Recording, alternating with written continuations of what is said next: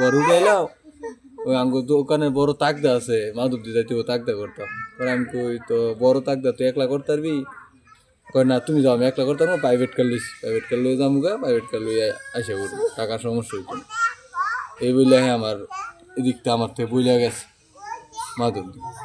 এর ভিতর আমি অল্প কয়টা মুড়ি নিয়ে ঘরে বসছি কানিয়া জেলা হাসপাতালে গেছি যাওয়ার পরে আমি আমার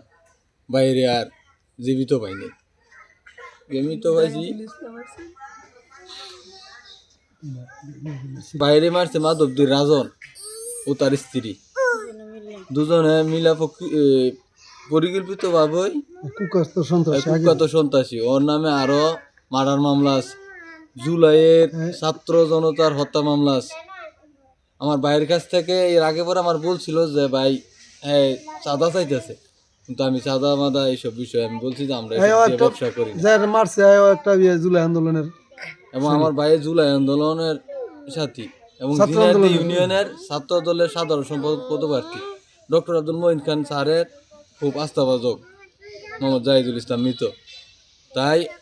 আমি আপনাদের মাধ্যমে পুরো বাংলাদেশের সরকারের কাছে এবং আইনশৃঙ্খলা বাহিনীর কাছে আকুল আবেদন যারা আমার ভাইকে নিঃসন্দেহভাবে হত্যা করেছে তাদের জোর দাবিতে শাস্তি চাই কঠোর শাস্তি কি হইব আমার ভবিষ্যৎ আপনাদের উপরে দিছি আর আপনারা যা করেন কেস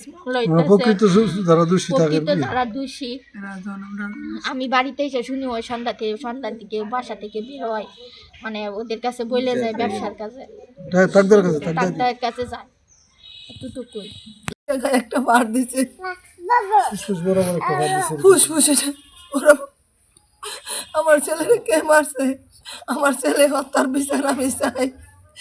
আপনারা আমার ছেলে হত্যার বিচার আমার ছেলে হত্যার বিচার চাই প্রকৃত যারা দেন হ্যাঁ মামলা করে কারো নাম দিচ্ছেন মামলায় মামলা